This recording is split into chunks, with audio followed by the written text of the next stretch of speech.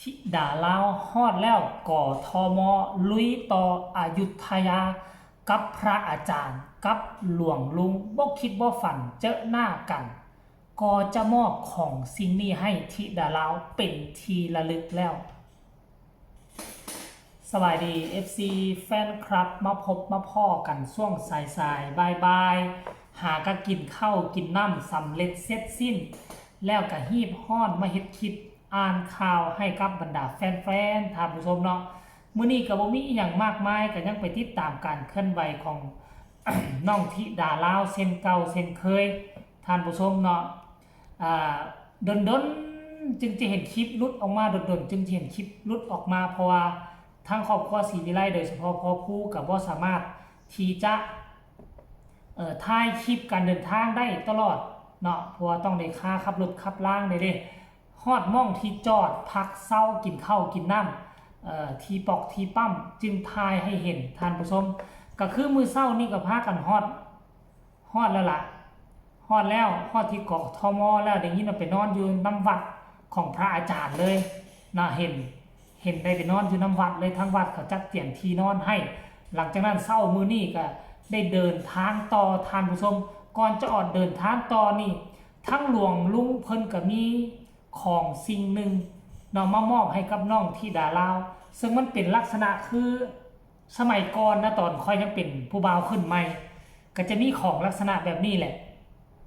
มันเป็นที่กระดาษที่เขามาพับกันเป็นลายสั้นแล้วเขาก็ดึงเปิดออกมามันจะมีเสียงเพลงขึ้นติ้งขึ้นมาน่ะสมัยก่อนเขาก็เป็นการ์ดเขียนหนังสือหาผู้สาวตะกี้โทรศัพท์บ่มีเด้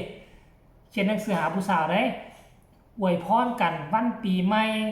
คริสต์มาสวันอีหยังต่างๆนี่แหละท่านผู้ชมก็เฮ็ดเอานี่แหละค่อยก็เป็นผู้นึงที่เคยผ่านแบบนั้นมาแต่ว่าโตนี่ของหลวงลุงมาให้น้องธิดาลาวมันบ่แม่นได้เปิดออกมาเจอธนบัตรหลายใบเลยแหละหลายแบงค์เลยประมาณ 4-5 แบงค์เนาะแต่ว่าธิดาลาวบ่ได้สนใจธนบัตรดอกสนใจเสียงมันเปิดออกมาละดีอย่างต่างๆนี่แหละเปิด 2-3 รอบม่วนสนุกกันอยู่ในรถทานผู้ชมเนาะถัดจากนั้นมากะไปที่ห้องอาหารเนาะฮอดเวลากินข้าวกินน้ำตอนสวยได้กินข้าวสวยกินข้าวเที่ยงแล้วได้มื้อนี้ทั้งพระอาจารย์เพิ่นก็ต้องได้สั่งคือกันได้น้องไอซ์กับน้องธิดาลาวก็เป็นผู้ถวายภัตตาหารเนาะถวายอาหารหรือว่าถวายภัตตาหารให้กับหลวงลุงกับพระอาจารย์เพิ่นมากัน2 องค์ก็คงจะพากันเดินทางไปอยุธยานำกันหั่นแหละเนาะท่านผู้ชมเนาะเดินทางครั้งนี้ก็เป็นการเดินทางร่วมกันระหว่างพระสงฆ์กับครอบครัวศรีวิไลน้องธิดาลาวเห็นไอ้เฮ็ดก็เลยนำก้นไปต้อยไปเฮ็ดนำเนาะไปถวายเขาถวายเพลงภาษาบ้านเฮาเนาะเขาต้นสวยเด้เพลงนี่มันต้นสวยได้เนาะสันเพลแม่นละท่านผู้ชมค่อยก็บ่ค่อยได้เข้าวัดเพราะปานใดแต่ความจริงแล้วเจบ่ลาวถือศาสนาผีนะตอนอยู่บ้านนอกถือศาสนาผีทุกมื้อนี้ก็ยังเห็นน้ำผีอยู่เลยจะเป็นเห็นอุ่นนี่ เขาว่าเส้นเฮือนเส้นเฮือน ภาษาไทยดำไทยทรงดำนะว่าเส้นเฮือนข้ามูข้อมูมาเฮ็ดหมอมา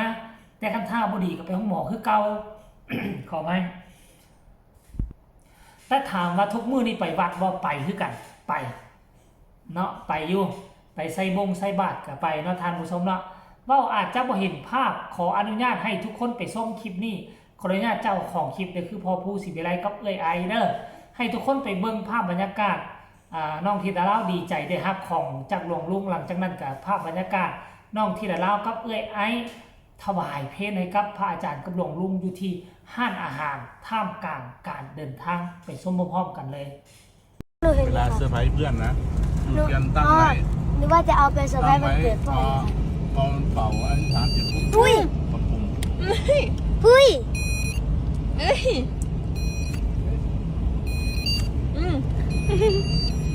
โอ้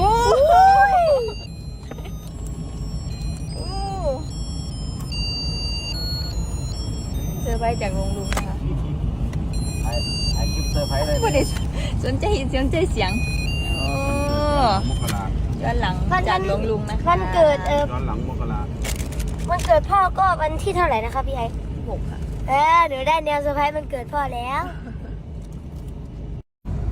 ไก่สองแผ่นถวายเลยลูกโอ้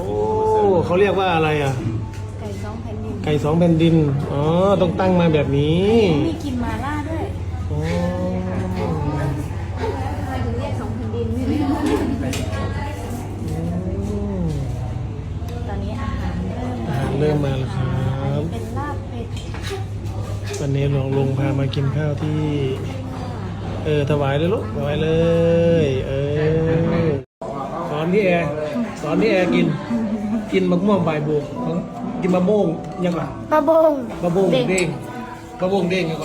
เดี่ยงเขา มะม่วงเด้งเข้าพี่แอร์ดูนะแล้วทำตามนะ แล้วก็เอาข้าวเย็นใส่ค่ะยัด เข้า ใส่ ตาย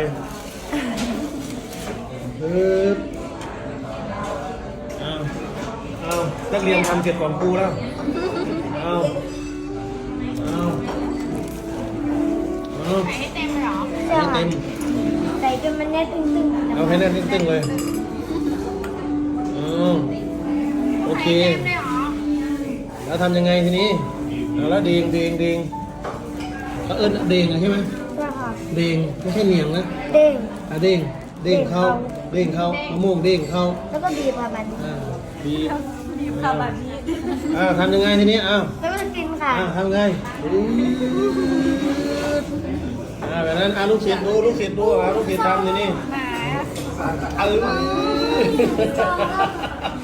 แซ่บมากเลย เป็นยังไงเห็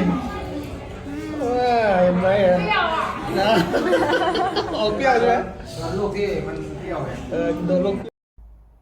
เห็นบอก FC แฟนคลับคนที่อายุน้อยมีโอกาสที่จะเฮียนหู้ได้หลาย เป็นน้ำว่าเต็มแก้วคนที่อายุแก่คือเฮานี่30กว่าจะเข้า40แล้ว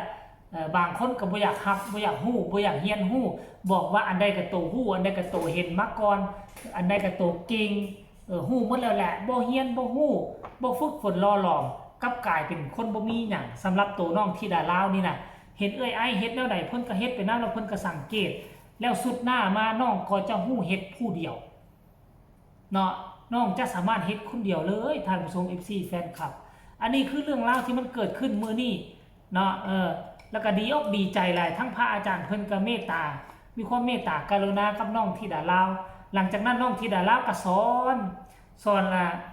อนแม่ท่านนึงซึ่งเป็นคนอยู่ทั้งอยุธยาเมืองเก่านั่นแหละท่านผู้ชมสอนกินมะม่วงโบกมะม่วงกะสอบ้านค่อยเอิ้นมะม่วงสอแต่ทั้งใต้เอิ้นมะม่วงกอสอหรือว่ามะม่วงกะสอ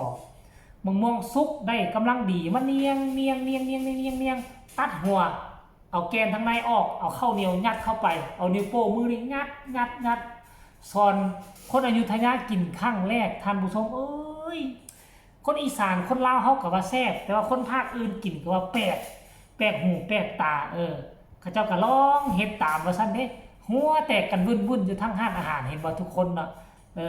เอาก็นำมาฝากมาต้อนบ่มีหยังมากมายดอกสำหรับ FC แฟนคลับน้องธิดาลาวเห็นแล้วก็ช่วยกันกดไลค์กดแชร์แน่กดไลค์กดแชร์ช่องเจบ่ลาวก็สนับสนุนน้องธิดาลาวซั่นดอกว่าสำหรับคลิปนี้ก็บ่เว้าหลายใหญ่ห่างสิขอลาท่านผู้ชมเป็นเพียงส่ำนี้ก่อนสบายดี